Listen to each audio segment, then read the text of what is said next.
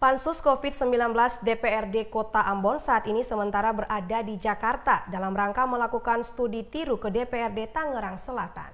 Perjalanan dinas ini menuai kritikan dari sesama anggota Pansus yang tidak ikut bersama dengan rombongan.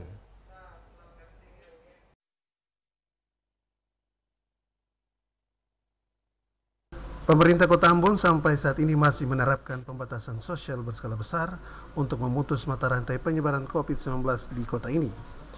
Harusnya kebijakan pemerintah dipatuhi seluruh pihak termasuk DPRD Kota Ambon sebagai representasi rakyat.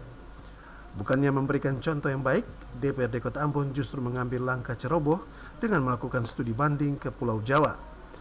Tidak jelas studi banding seperti apa yang mau dilakukan tim Pansus COVID-19 DPRD Kota Ambon ke daerah Tangerang Selatan. Pasalnya seluruh penanganan COVID-19 di seluruh Indonesia hampir tidak ada perbedaan. Harusnya tim Pansus COVID-19 DPRD Kota Ambon di bawah pimpinan Joni Watimena bertindak lebih rasional. Mengingat saat ini masyarakat Kota Ambon sedang mengalami keterpurukan ekonomi. Lebih baik anggaran perjalanan dinas itu dipakai untuk kebutuhan masyarakat miskin dan terdampak COVID. Bukan sebaliknya anggaran dipakai sia-sia untuk studi banding yang tidak ada kejelasannya. Perjalanan dinas Pansus COVID-19 DPRD Kota Ambon ke Tangerang Selatan justru mendapat kritikan dari anggota Pansus COVID-19 lainnya. Aris Saertian, salah satu anggota Pansus yang tidak ikut dalam perjalanan dinas kali ini, sangat menyayangkan sikap pimpinan DPRD maupun pimpinan Pansus yang melakukan perjalanan tanpa sepengetahuan beberapa anggota Pansus. Menurutnya kerja DPRD harusnya kolektif berdasarkan aturan.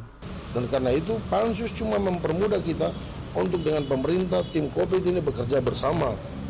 Dan karena itu saya ada fraksi BKP itu akan menanyakan ini. Karena memang sampai dengan hari kemarin sore saya tanya ke pimpinan Pansus, apakah ada proses keberangkatan? Jawabannya tidak tahu.